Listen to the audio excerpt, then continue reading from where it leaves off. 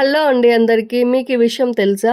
దోసల్లో plain dosa, రాగి dosa, egg dosa, masala dosa ఇలా రకాలు ఉన్నట్టు దోస వేయడంలో కూడా రకాలున్నాయండి.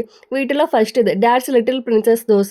ఈ దోస ప్రాముఖ్యత ఏంటంటే వేసి వేసి పిండి అయిపోతుందేమో కానీ దోస మాత్రం రాదు. వీటిలో రెండోది ప్యాచ్ వర్క్ దోస. ఈ దోస ప్రాముఖ్యత ఏంటంటే దోస గుండ్రంగా రావడంతో పాటు బడా సైజ్ కన్నాలు కూడా వస్తాయి. ఆ ప్యాచ్‌లన్నిటిని కోసంత పిండి వేసి మేనేజ్ చేయాలి. వీటిలో మూడోది మెజర్మెంట్ దోస. ఈ దోస ప్రాముఖ్యత ఏంటంటే ఈ దోసకు ప్యాచ్ లాంటివేమీ ఉండవు గానీ ఒక పక్కకి సాగదీసినట్టుగా ఉంటాయి. చూసారా అడ్డం 5 వస్తే నిలువు 4 వచ్చింది. దానికి కొద్దిగా పిండి వేసి రిపేర్ చేసి పైనుంచి కిందకి, కింద నుంచి పైకి ఇటు కొలిచిన ఒకే మెజర్మెంట్ రావాలి. ఇకపోతే లాస్ట్ బట్ నాట్ లీస్ట్ వీటిలో నాలుగవది మూన్ దోస.